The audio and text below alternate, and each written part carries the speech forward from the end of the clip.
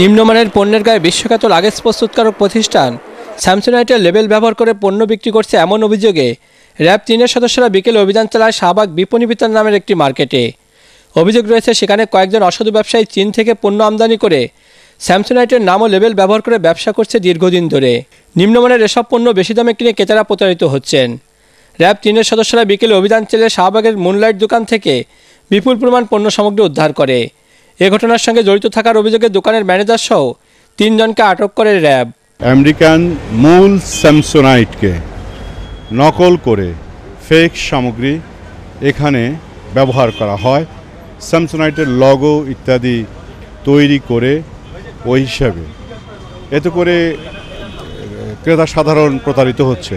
অন্যদিকে মালিকও তার ব্যবসায়িক সাফল্য থেকে বঞ্চিত হচ্ছে, তার ব্যবসায়িক সুনাম ক্ষুণ্ণ হচ্ছে।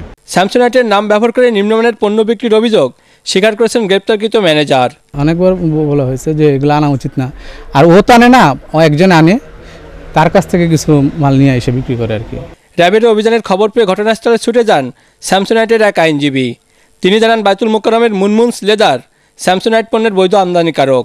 নিম্নমানের জিনিসের মধ্যে স্যামসোনাইট লগোটা লাগিয়ে সেটা বিক্রি করে। যেহেতু স্যামসোনাইটের বিশ্বব্যাপী একটা বিশাল মার্কেট আছে এবং ডিমান্ড আছে, সেই ডিমান্ডটাকে পুঁজি করে যে কোনো নিম্নমানের জিনিস এনে তার মধ্যে স্যামসোনাইট দেয়। অন্য কোনো ব্র্যান্ডেরও যদি সেরকম ডিমান্ড থাকতো সেটার মধ্যে ওই ব্র্যান্ড লাগিয়ে সেভাবেই বিক্রি করত।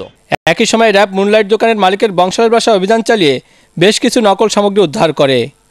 মাহমুদুর রহমান, এটিএন বাংলা, ঢাকা।